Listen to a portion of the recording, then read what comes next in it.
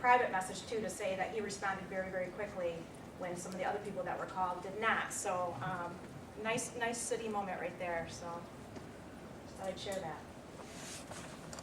Michelle. Okay, I have a list.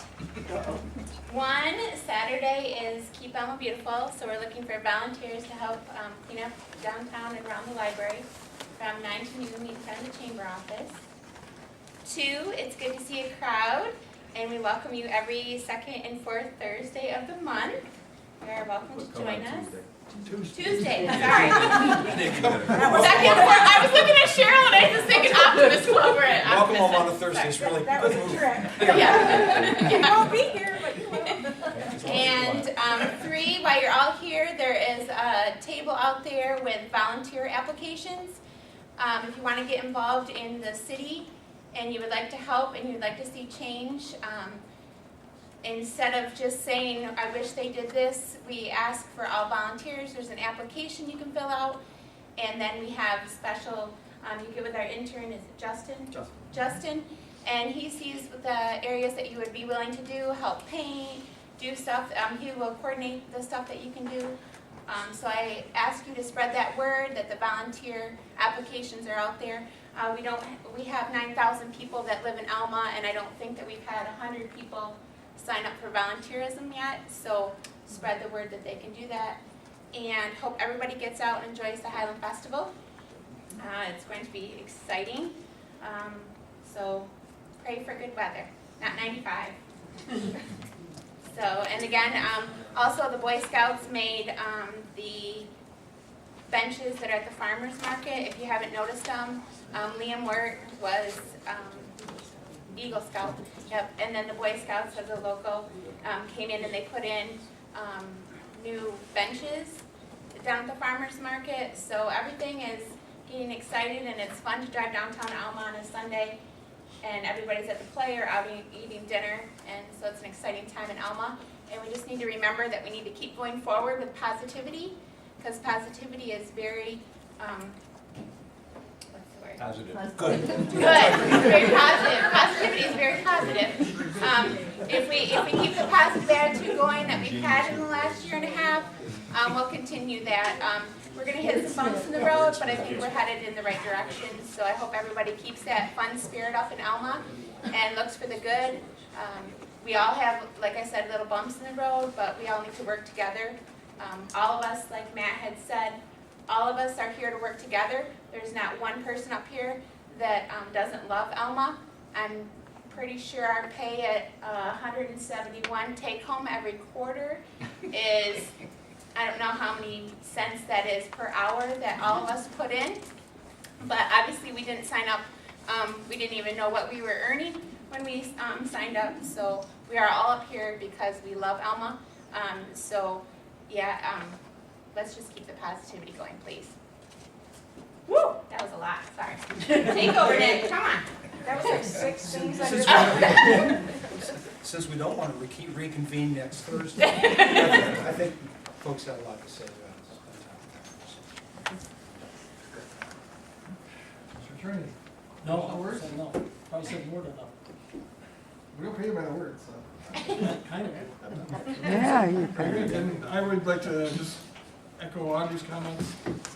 Contact any of us. I think, as she said, we're all on the city website. You can contact any of us. Our contact information is there. And, personally, if you put it on Facebook, I'm probably not going to see it until somebody points it out to me, because I'm not a big reader of Facebook. But I would encourage everybody, no matter where you comment, whether you comment to us personally or you comment publicly in any of the forums, whether it's a newspaper, Facebook, however you do it, keep it as positive as possible. Look for solutions and constructive things to do rather than just denigrate people, because that doesn't serve anybody's purpose. So, and I think most of the comments, most people do keep it in that vein. So thank you to everybody that does that. So with that, we'll open it up for the public comments. Who would like to be the first to comment? Please come to the podium, state your name and address, and share your thoughts. Anyone in particular? That's so funny. 3 things. First of all, Who are you? oh, sorry, Cheryl Dixon, I think I started this. No, I didn't start it initially. I started the response to this. But, We need your address too, Sean. 513 Walnut Street. Thank you. It's got 4 signs in front of it. Briefing. I did not anticipate this furor over the bar signs. I just wanted to make sure that it was not just me who was questioning the ordinance. If I was the only one, I would suck it up and take down my signs. I'm all for democracy and majorities, and I didn't want to waste your time. So I did not mean, actually I didn't send it to Facebook because I'm not a Facebook person either. I sent it to the Gratiot Herald and they said, I missed the deadline, can we put it on Facebook? I said, sure. Not really realizing what happens then. But I think because of this turnout, we realized that I am the only one. And you are fully aware of that and ready to do something. So I am totally happy because I wanted one more thing too. I did not attack any of you, and I never would. Most of you are friends of mine. I'm attacking an ordinance that was passed long before you were commissioners. I moved here almost 20 years ago, and one of the first things I remembered were the Panther signs. They don't have them in Canada. I love the idea of celebrating our children and the school programs. The fact that this ordinance was not questioned until recently makes me think that most of the commissioners didn't have a problem with them either. So a third suggestion, which I think you're already working with, why not allow personal expression signs? We can definitely have an ordinance that limits the size of these signs and how close to the street they are. Regarding the content, I know there's fear. If we allow a spirit sign, we may be led down a slippery slope to all sorts of expressions. Although this will always be the case with fuzzy boundaries. At what point does the grass reach too long and you need a letter? I say though it's worth the risk. We should add a qualifier like signs cannot insult or demean others. I know this may not be in the legal category, but I would think that a community that we want to be proud of, that we want our neighbors to try to get along with each other, where we want to be good examples for our children, we could go a long way with just that simple qualifier. So there may be situations where community members do not agree with the content of a sign. However, if we value free speech, we may have to let that sign stand. That is what it means to respect each other's free speech. Rights that are written into our Constitution.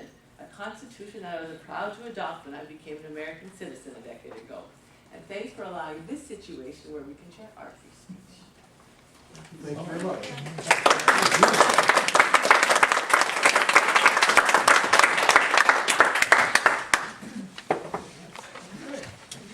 Who would like to be next? Oh, sorry, you're no. Come on, Chris. Chris Maltby, 218 Grant Avenue. If you guys have read the email, which I'm sure you have, you know that we've had some damage at our house that's been pretty concerning, pretty overwhelming. We really would like to, I'd like to have a house where I don't feel like it's under attack on a daily basis. And so I would just urge you to take up, developing some more proactive cat control ordinances within the city limits. It's not as cat ownership apparently is not as cut and dry as I thought it was. There's this gray area out there with these trap neuter release programs with a community cat. Who's responsible for that community cat? Could you define the problem you're having for Yeah. us, So for those that aren't familiar and haven't seen it? Yeah. So basically, the entire front of our house is being, sprayed by cats and by neutered cats. Which there's this belief that a neutered cat doesn't spray. There's statistically, there's a small percentage of males that do, like 10% and 5% of females that do, but that number is higher the older the cat is fixed. And so these trap neuter release programs that solve the problem of spraying and territoriality by fixing these cats doesn't always solve the problem. And so we have a front porch that virtually, unless we scrub it and clean it, it's unusable to us because it smells like cat urine.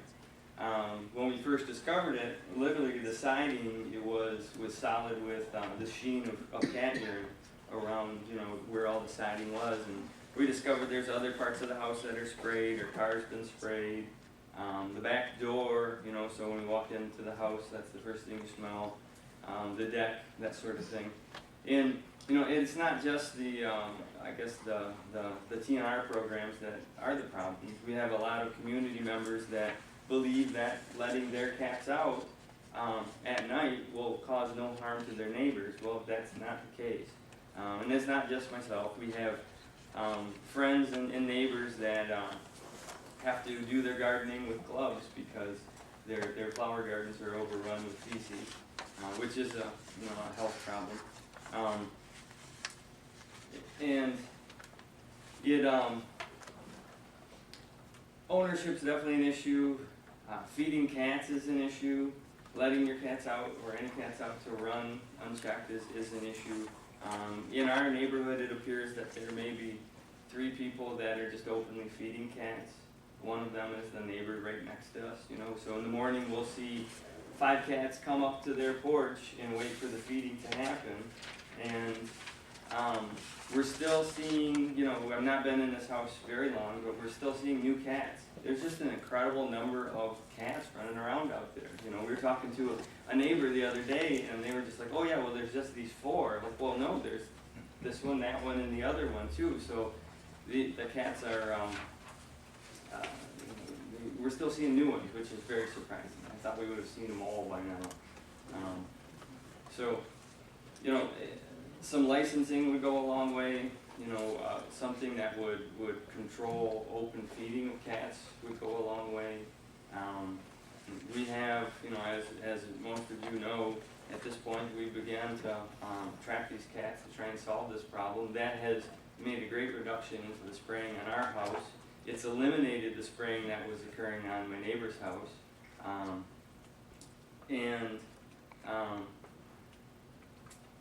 But, I don't know that that's something that a citizen needs to be doing, But this is a pressing issue that, and I know this is the first you've heard of this, and this is we're working a process here. But at the same time, I've got a house that I want to enjoy. And I think I have every right to do that. And, I'm solving that problem the best way that I can with the resources I have. And some of this comes from, I've been in contact with the people at the county level too. At this point, so you get a cat, what do you do with it? Well, you can't take it to animal control because they won't take a feral cat. And so if you take a cat to them, it's a dance that you do. Is this a feral? They ask you the same question. Is this a feral cat or a stray cat? Well, I don't know. What's the difference? We've got people that are just feeding these feral cats. We have these trap, neutered, and released cats. We have people that are just letting their cats run at night. So I don't know what this is. And so they basically poke it. And if they can do that, then they'll take the trap into a small room and see if they can extract the cat without too much ruckus. And if they can, then it's a stray. If it goes ballistic, then it's a feral cat. So animal control is not taking the most uncontrollable animals in Gratiot County right now. What do they do with If it? it's a feral cat. They instruct us. They instruct us to take it back to where we found it. Luckily, there are people in the community like Dallas and things like that.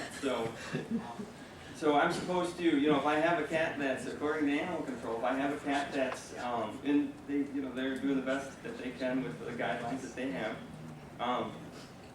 If I have a cat that they won't take, I'm supposed to put it back in my front yard or wherever I found it. Do they put it back in the cage for you? They do, yeah, and they don't go in there easily either, for sure. No, the cats look a little different when you get them back after they have to jam them in the cage. This is an issue that, I know there are others in the community that are having problems. There are many in the community that don't want to speak up about it for various reasons. The conversation I had with a community member yesterday was the belief that there's nothing that you can do, that the city can do, or the city will do. And I don't believe that, or I wouldn't be here. And having the conversations that I've had with you guys in and out of not just city business, but other business, I know that's not the case. So I'm hoping that this is something that you'll pick up and, we can find. There's undoubtedly, whatever you do, there's going to be resistance, because it's pretty clear to me that in my neighborhood at least, there are people that think this is the best thing to do for cats, and then there's the biological issue. There's biologists that are saying feral cat, this is the new DDT of our era. This is the silent spring of our time is feral cats, because they do kill so many mammals, and they do kill so many birds. But I just want to sit on the porch and not smell cat. That's my reason. Are you aware of any programs in other municipalities that have been successful with this, With the trap neuter release? with Anything. solving this, Solving solving this this issue, any problem? I mean, you know, unfortunately, the most effective, interventions are euthanizing a lot of cats, finding homes for as many of them as you can. And, you know, it's I mean, I appreciate what Gain does. We've got some great animal support, programs in this county. You can get anything neutered or spayed for $10. That's amazing. There's no reason not to do it. But they've also TNR'd 700 cats by their numbers, you know. And it's not going to be popular with them, but that's the most effective way that I've read about. I'm not an expert. I own a bike shop. Taught high school for a while. I do have a biology degree, but you know, this is a topic that I never thought I'd have to research or anything. Does other, like, I think, like, does Mount Pleasant have licensing for cats? I know Ann Arbor has licensing for cats. It's pretty rare to have licensing for cats, but if you're gonna have these like gray area, I mean, you know, who owns these cats, you know? It's a real difficult issue, I think, for that reason, and your point's very well taken. But I think people out there have this sense, when you have a cat, I'm as guilty as the next guy, thank God my cats are dead, so I'm not contributing to your problem. But I will. What? I will.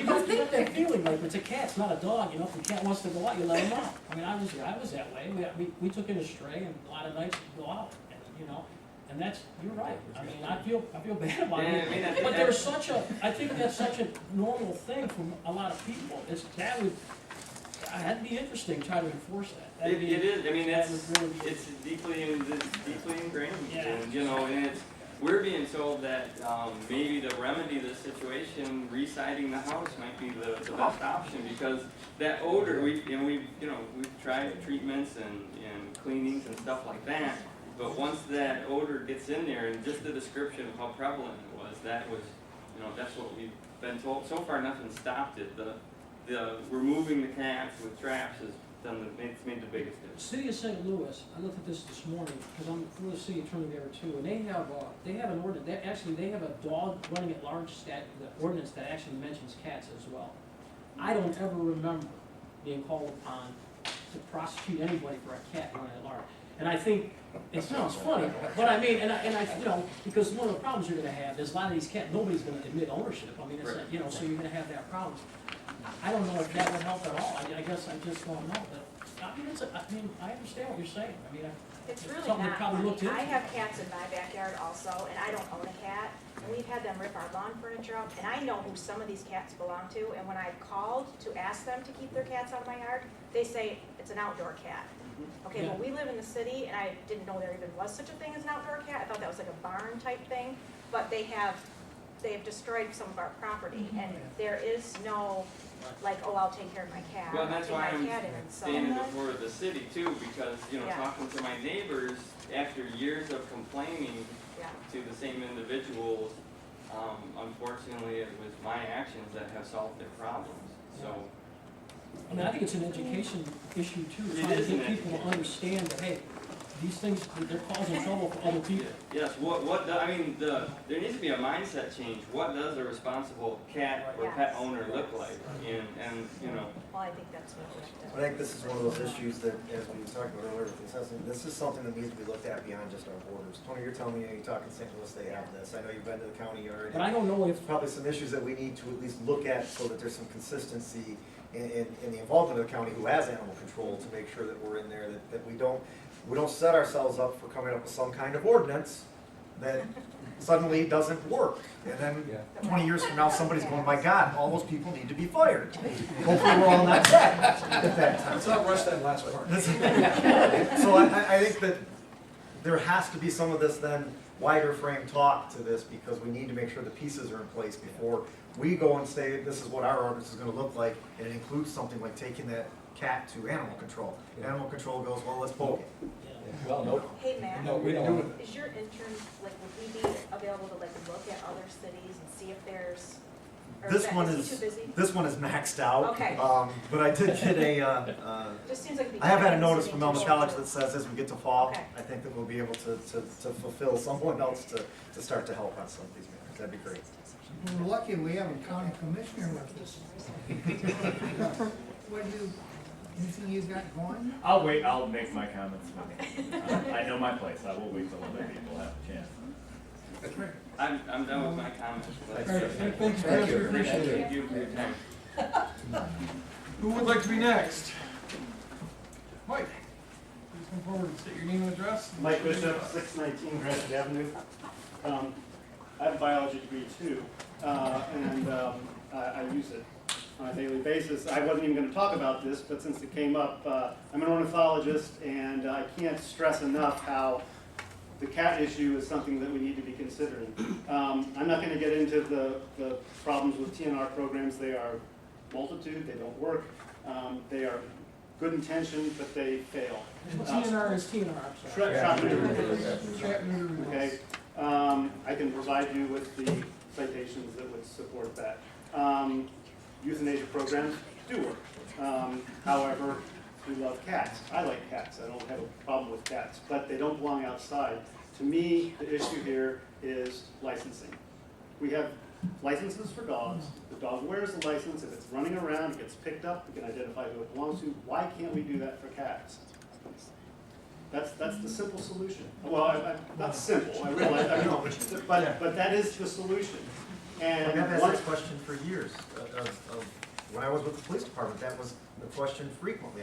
And I didn't ask it to anybody, I didn't come here and ask that question, but I mean, I remember saying, we do this with dogs, and yet cats have, right. there is no, The American Bird Conservancy has a program called Cats Indoors, and its goal is to educate people about cats. The problem with cats outside is they are an invasive species when they're outside. And they do what an invasive species does, which is they wreck the environment. They're right now, as you pointed out correctly, the #1 killer of birds and small mammals and small reptiles in the world is feral and domestic cats, free-roaming cats. Just because you feed your cat doesn't mean it's not going to kill something. The stress receptors in its stomach tell the cat it's not hungry, but it doesn't tell the cat not to kill. A cat can be completely sated food-wise, and it will still kill something that runs in front of it because that's what they do. They're incredibly efficient predators, and when they're out, that's what they're doing. Okay, that's why they bring mice to your door. If they were hungry, they would have eaten it. Okay, but they brought it to your door because they aren't hungry. They're feeding them. So what we need to be doing is looking at licensing these things and having consequences for letting your cat run around. But the big thing is, cats don't need to be outside. Cats are fine being an indoor pet, just like your rabbit or your gerbil, your guinea pig, or anything else. I agree. Like I said, I'm happy to get you those citations on the TNR programs. Appreciate it. Oh, thank you. Who would like to be next to speak?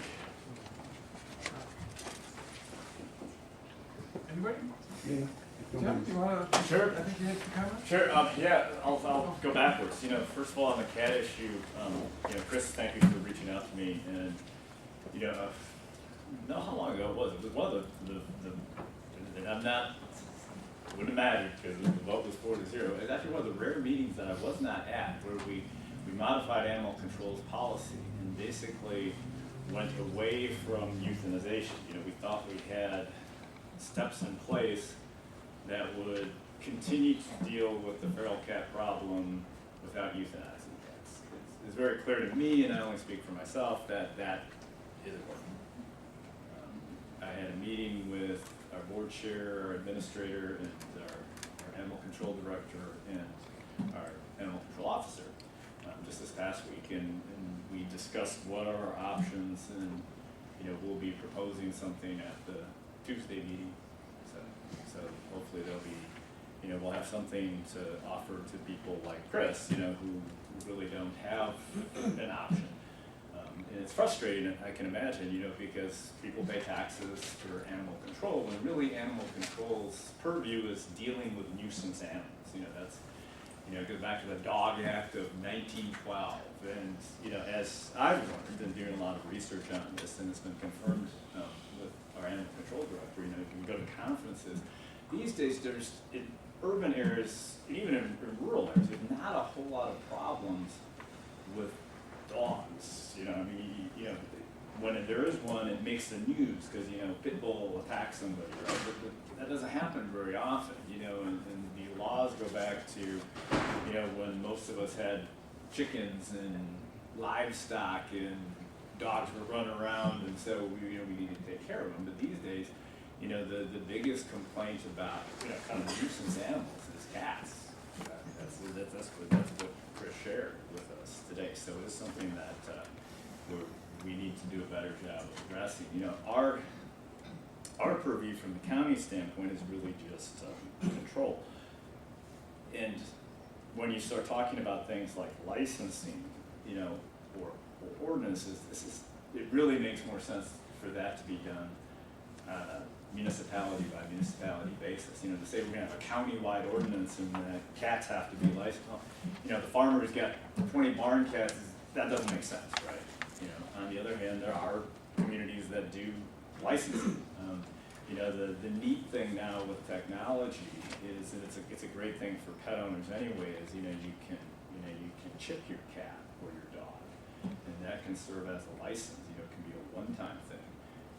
It makes it very easy then if there's, you know, if your cat runs away, or in the case of, you know, animal control, if an animal is brought in, whether we know this belongs to somebody, or is it a community animal, or is it a feral animal? And so there's definitely solutions out there, but really a lot of the specifics are at your level as opposed to the county level. But we will do a better job of giving, you know, citizens options, hopefully, because it takes a 3-2 vote at least to get things done. I think we're close there.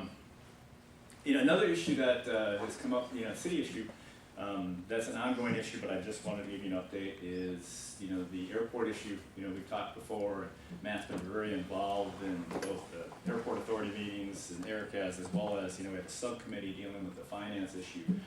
And, you know, this has been brought to a head because a couple of the members of the airport authority have asked to pull out.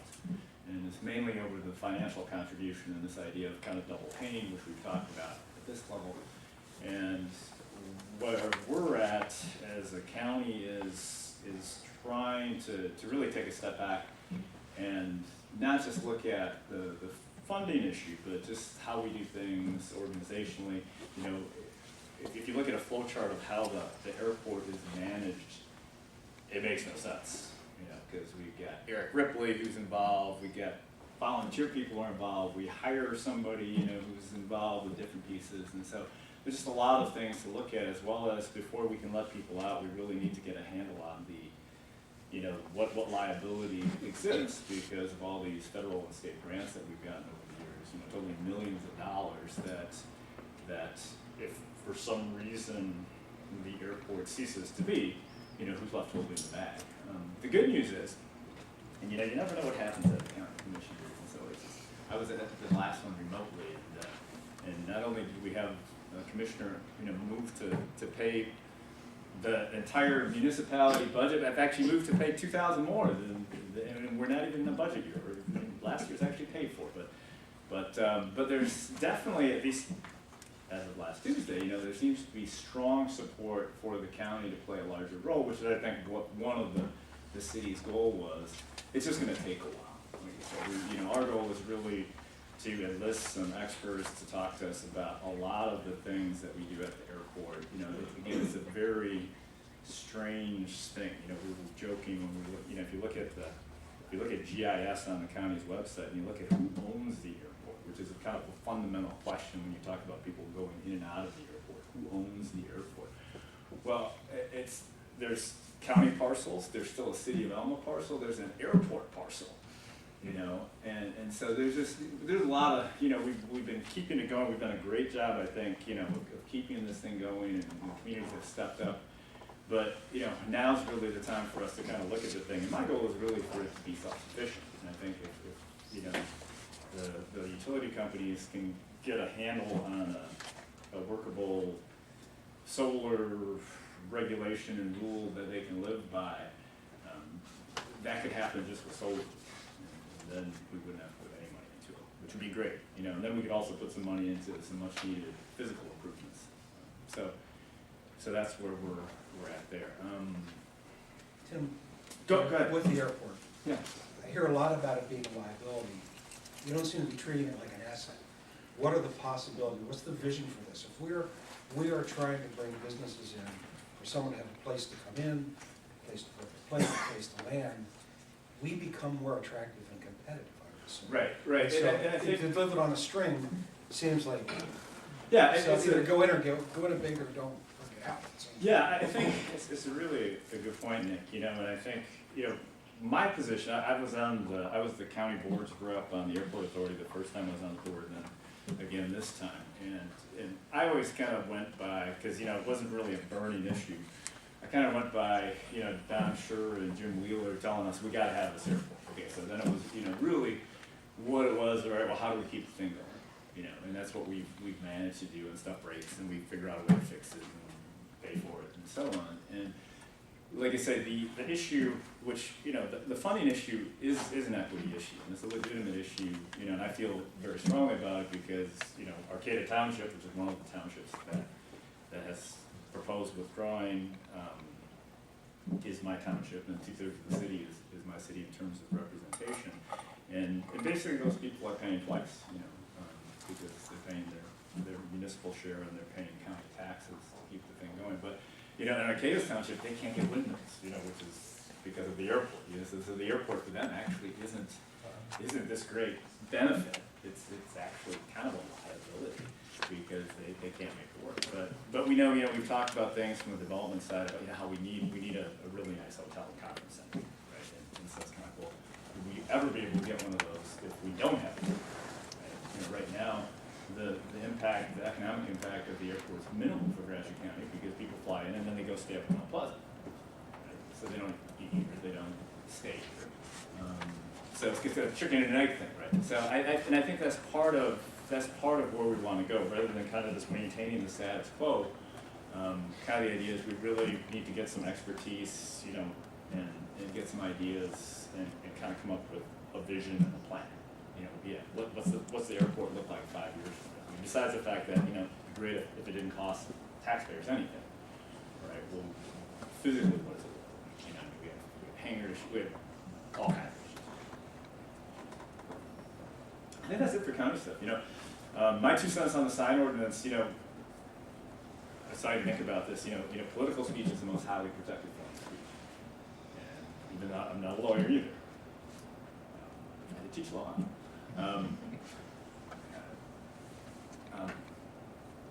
Ledoux versus Gilliam, 1994. Supreme Court unanimously ruled, you know, Supreme Court doesn't unanimously rule on much stuff, 9-0, that basically the person who had a big sign, 2-foot by 3-foot sign in the yard saying stop the Iraq War, could keep that sign in the yard. And since then there's been a slew of cases and the courts have consistently said, basically, you can tell people within reason where they can put signs. So you can say you can't have any sign in setback areas, for example. And that kind of makes sense because setbacks have a reason, you know, you can defend them. You can actually even limit signs. 10's a magic number when it comes to political signs. But you can't say things like you got to take them down 10 days afterwards. That was struck down in the Ohio case. Those just don't stand because you're the government, we're the government, and the whole idea is the government can't tell us what we can and cannot say. So I remember for years, you know, somebody had a sign in the yard about the cost of the city municipal building. And I think when we first moved here, and that's their right? I mean, that's their freedom of expression. On the other hand, commercial speech is the least protected form of speech, and so that's why you can say, especially in residential zones, completely reasonable to say, you know, your side ordinance really is that you can't have commercial signs, or that commercial signs can only be there for a limited period of time. Somebody does my roof, they put a sign up, you know, for 72 hours or whatever, and that's completely legit. But, you know, I think if you avoid the one and focus on the other, and then just let people put in their signs, you know, and in Wisconsin, people don't put up high school signs, they put up Green Bay Packers signs. And if you had an ordinance like this, people would come here with guns. Anybody, does anybody have any questions about county stuff? I know it's been a long meeting. You can have your own. I got a question for you. My name's Matt Carney. I've lived in Gratiot County 20 years. They don't have the air show out there anymore. Last time I remember was what, 12, 13 years ago? It's been a while, and you know, and this is, you know, the air show was actually put on by the EAA, the Experimental Aviation Association. It's the chapter there, and they're usually the ones that do those types of events. And I think part of what was kind of motivating them to do that was, you know, just to kind of give something back to the community and have an event for the community. You know, but that's actually a kind of a private, not-for-profit thing. It's not something that the airport authority does, and we don't have any budget for it. But it was. But do you think if you offered that, you'd get more of the community back? Absolutely. Into something? Absolutely. I mean, I thought that was cool. it was very cool. It was very cool. I took my kids. Yep, and yep. It was really neat. They had the stunt planes. Yeah. Absolutely. If you get the community back in behind John? what they're supporting, you know? Can I speak to that issue? I happen to have a hangar at the airport, so I have some vested interest in that, and using the Elm Airport since it was out here in the 60s. That air show was in fact put on by the EAA, and the then current airport managers were very active in the national EAA program in Warbirds. And they know everybody in the, that was a great show. I go to Oshkosh every year, and that was a mini Oshkosh Rocket Fest I've ever seen. So they had worked for years to get all the aerobatic people here that they know for all kinds of things. It was a $200,000 outlay with no gate fee. And so people like corporations and others sponsored that. It was great. They wore them out. And the airport manager, he's left now. Yeah, it's a different one. Yeah. He moved out west. He was the emphasis for that. He was also the president of the AA chapter. But I happen to vote for the airport first. And so anyway, but yeah, it was a great show.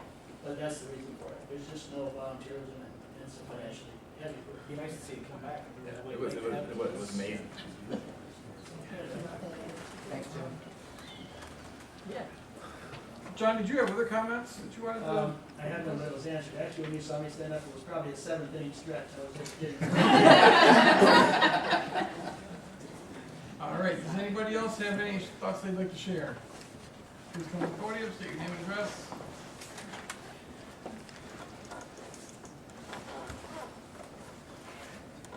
I'm going to sleep back tonight. Les Roseanne, 89 Mill Street here in town. The sign ordinance, last meeting that I attended at the end of November, back in the neighborhood, Nick's came here and spoke at this, right here. You discussed the issue of his signage in the yard before, in the work session. And I was sitting over there someplace, and I said, I kind of interrupted him and kind of got a pause in the work session. I said, this has been decided by the Supreme Court. And I checked it. I actually checked it on the phone before I opened my mouth. You charge an hourly rate. Does the MML, when you call them, do they charge you extra beyond your dues? No, No. absolutely not. I don't know what took place. I watched most of the meetings. Some of this angst that happened up here could have been avoided if that matter was addressed over the course of the last 6 months. I've seen most of the meetings. I didn't see anything regarding that. I don't know, I can't speak to what took place in sessions or what I wasn't privy to, but I didn't see it on the public video. The Michigan Municipal League has tons of material. I've taken the option to print some of these off for you. Some of them you've probably seen on Facebook. I just think that you should have done your homework. You couldn't avoid it, because there was 2 people that brought this to your attention, and it's a pretty big deal, First Amendment constitutional rights. And if it were me, when this all started, I think if you had been doing this, the approach might have been, sir, we're really not an arbitrator of neighborhood disputes. There are some issues that have been raised regarding the constitutionality of the ordinance. We are examining it.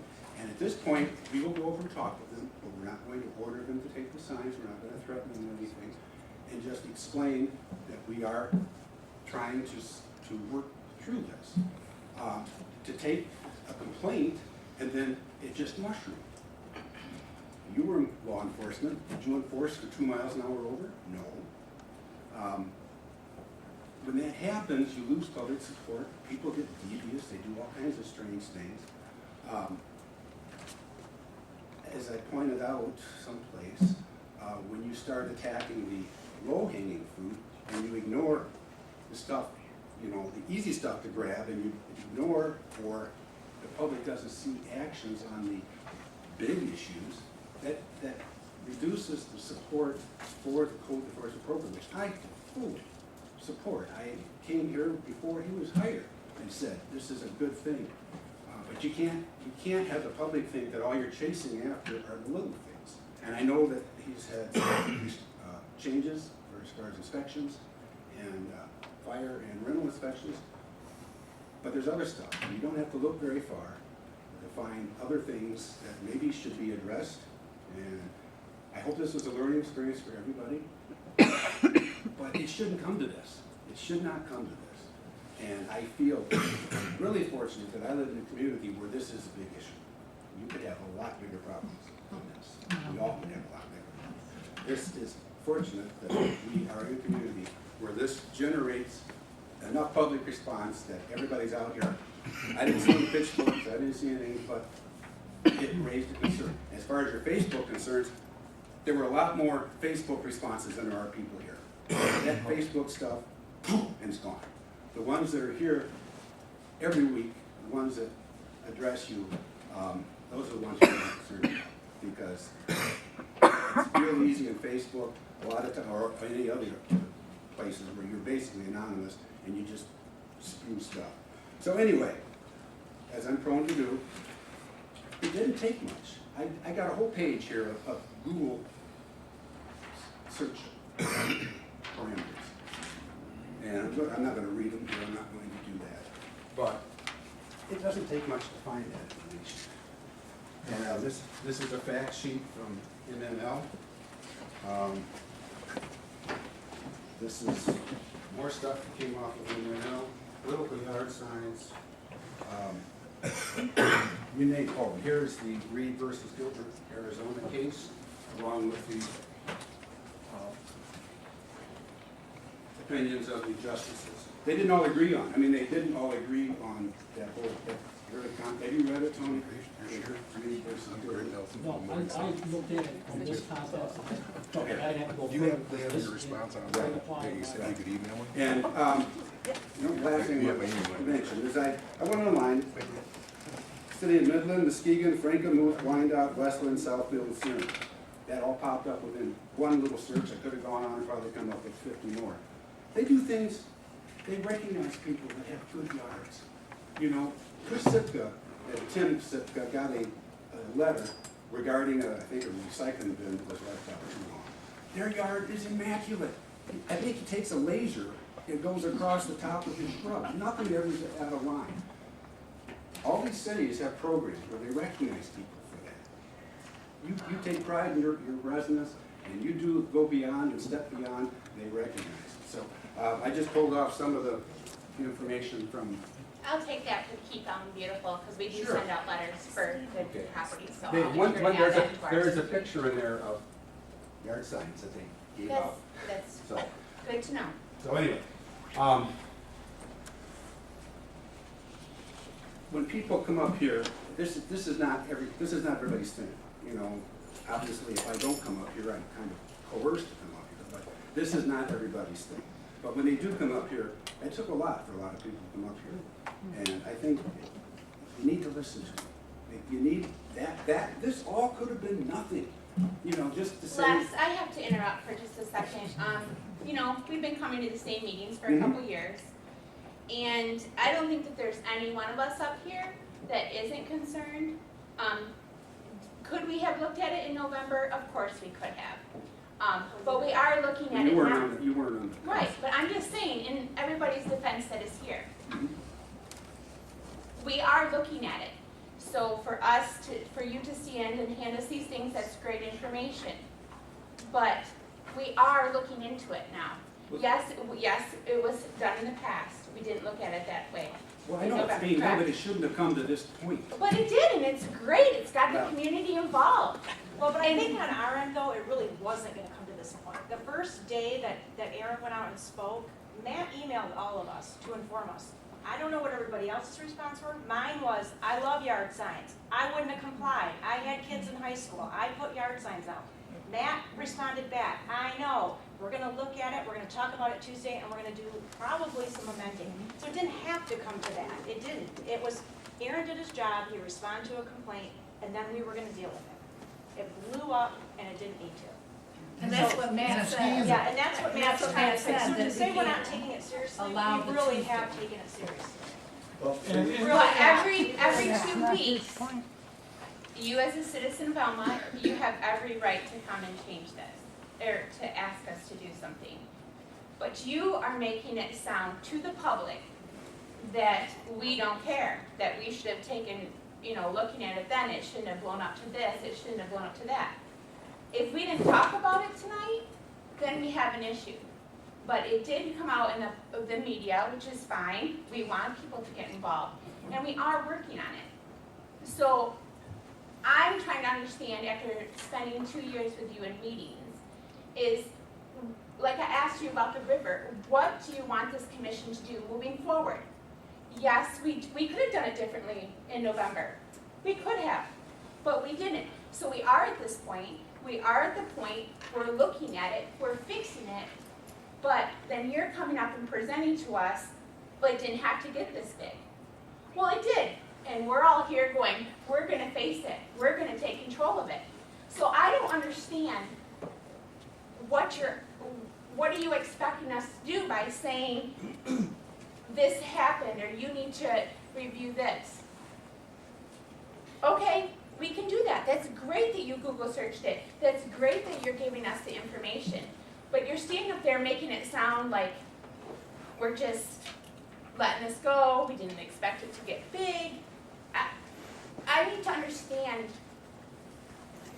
I think it's an emotional topic for us because we've taken a lot of abuse the last understand. week. So if we're getting a little emotional. It's not emotional. I'm just trying to understand about it. I guess that's emotional, but I'm trying to understand. It is getting a little. If I can Go I ahead. just say, Hold on a second, hold on. I want to say, because, Les, I remember talking about this in November. I remember it came up, and because I did have conversations about it, just kind of preliminary, like, wow, it's gonna be interesting to see how this plays out.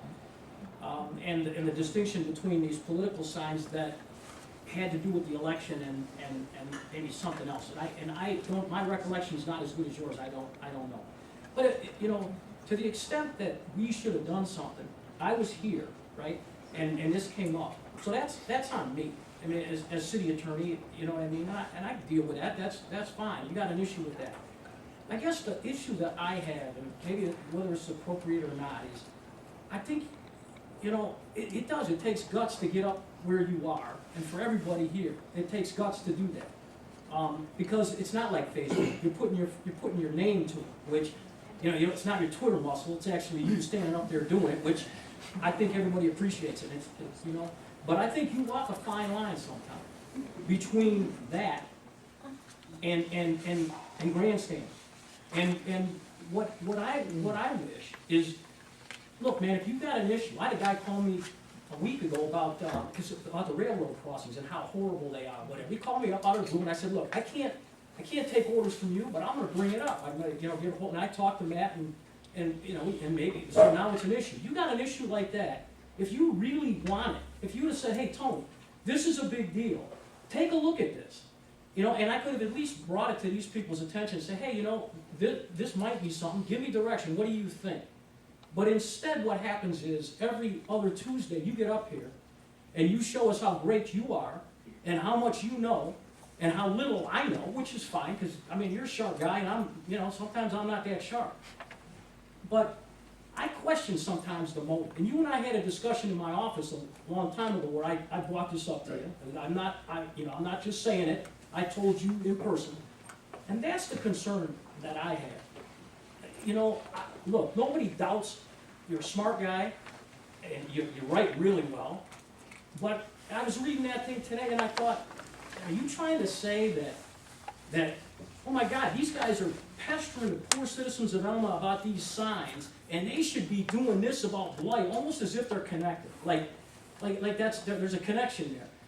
And I thought that was really unfair to these individuals here who, man, they're doing the best they can trying to help. And you know, we all make mistakes, but I just wonder why sometimes you don't come to me and say, hey, Tony, look, how about this? Or come to them, or sit down with us instead of this every other day. And I'm not saying you shouldn't be doing this either. And I know what, you got a watchdog function, and you perform it, and that's a good function. Everybody should be able to get up and say it. And I know you're thinking, hey, if I don't get up here and do it, you guys won't do anything. And maybe there's some truth to that. But I think that's the line that you gotta be careful with. Just my own opinion. You gotta be careful with it. Because you go from, hey, I love this town, I want the best for this town, to, you know, I look pretty good up here. I look pretty sharp making these people feel foolish. And I don't want you crossing that line. Okay, Tony, you know, in defense of the commission, and because you do kind of make it sound, in this case especially, that we knew about something and could have done it, and in an ideal world, absolutely. In a perfect world, we would have dealt with this in November.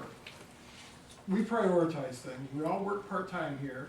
We've got a staff that is overtaxed. There's hundreds of more jobs that need to be done inside City Hall and around the city than we've got time and materials and manpower and person power to do.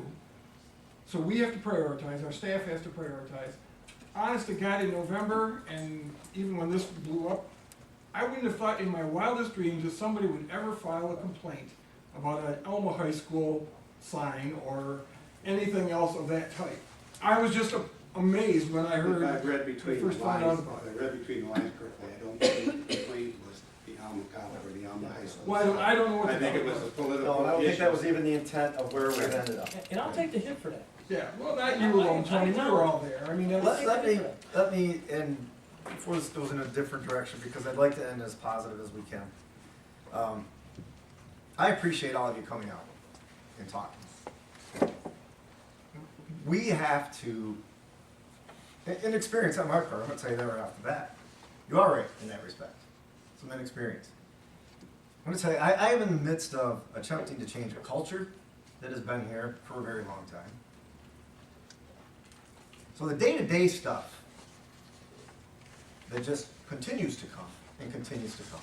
I had a gentleman say to me the other day, he said, when you're a police officer, he was asking me about my job.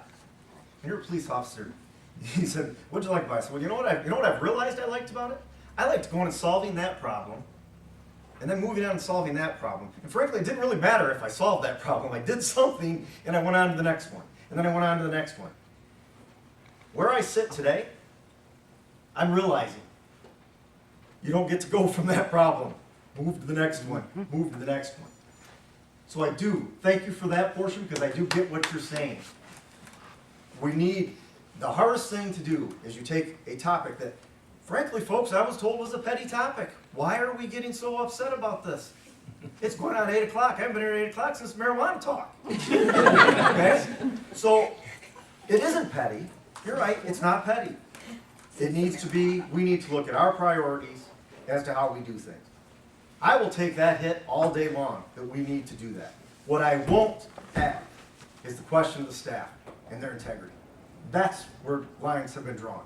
That's where I do not, because the people who work here care tremendously about this city. The hours that they put in, the extra time, and I know nobody out there goes, oh, yeah, no, they're getting paid, you're right, it's their job. But they do put in the extra hours because they care about this place. That's my only issue. This has come up to an issue like, we're only enforced this because there's this, and I can't even identify anymore. Thus, I will be very honest, I can't even identify anymore what's low-hanging fruit. It all has to be dealt with at some point in time. And so that reprioritization, the trying to train my administrative staff on leadership and management, which hasn't been here before, is going to take some time. It doesn't happen overnight. I don't even look at this and say we made a mistake. It's not because I don't want to admit we were wrong or there was anything wrong. I don't think it was a mistake. I agree. It's a chance for a learning thing for all of us here to be able to look at. I didn't sleep last night. I know these people didn't.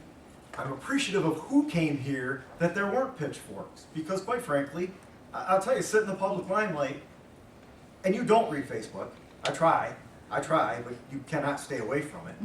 I would have sworn we would have had trouble getting out of this building tonight. but what you had heard was out there. Everybody was very sensible, everybody was very appreciative. I think that my commitment to you is, I need to start instilling that more and more within our staff and within what we do here every day. And you need to hold us accountable to that, that's fine.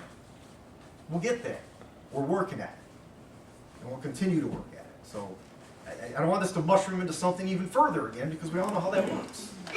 So, thank you. My door's open. You ever want to come in and talk to me, we'll do that. Okay? Thank you. Thank you. Anybody else care to address the commission? Please come, state your name and address. My name is Lori Wilson, I live at 517 Michigan Avenue, St. Louis. I've heard a lot of things tonight. I think all of you do a commendable job every day. My brothers and sisters out here from the police department, fire departments, do a fantastic job. I think people need to come together and learn how to respect people. If they don't, they need to stay away. I grew up trying to be a better person. So something happened to me last year. I have a brother and sister that's sitting here tonight that helped me through what I went through. I could have not been standing here tonight. And if it wasn't for these two, I would be here. People need to get along together, not fight. I grew up how to respect my family and my parents and the police officers. People need to learn how to come together, not fight. Thank you. Anybody else like to address the commission? Anybody else? It'll be quick, I promise. You have as much time as everybody else. No, 2 minutes. Adam Raycraft, 708 Woodworth. To the cat issue, just tonight before the meeting, I'm out in my yard messing around, and I see one of a couple cats in my neighborhood. We have a lot of birds and a lot of squirrels that Chris doesn't have. So we don't have the issue. But as I'm watching the cat across the street, it sprays on a bush of the neighbor's house, and it's not where it lives. So, yeah, there's an issue. An ordinance, no feeding of outdoor stray animals, be great. And I don't know if it's just that easy, but. I'm also, as some of you know, a professional pilot. I fly out of the Elm Airport for a living. The airport is, I don't understand asset and liability and all the your guys' terms. It is definitely an asset in my eyes. The fact that township can't get any wind turbines now because of the airport, that ship sailed in '69 when the airport was built. So they never had them. So I don't see how that's an issue. The air show was a fabulous thing. Whether it'll ever happen again, yeah, it's a large unknown. We have a fabulous facility. I don't know how many of you guys know that. I flew out of Mount Pleasant for 3 years professionally. Elma's a better airport. They have some things on us. We have several very important things on them that cost us very little money to maintain. One other thing, I can't recall what it was. Yeah, airport's a great thing. Mile of runway, take you anywhere in the world. Mile of road, just take you a mile. Right? Excellent point. Have a good night. Thank you, appreciate y'all. And I got one other thing to change the subject if I could before we adjourn here. Well, yeah, that too, but that's not my turn for now. We talked about volunteering in the air show, which was a great, fantastic air show. You talked about, several people spoke about the amount of resources, human resources, people have to volunteer and dedicate their time and energy and money, those things. Highland Festival probably needs more volunteers. Yes. I haven't heard any reports lately, but what a great opportunity to go up and see the festival. It's going to be a wonderful event again this year.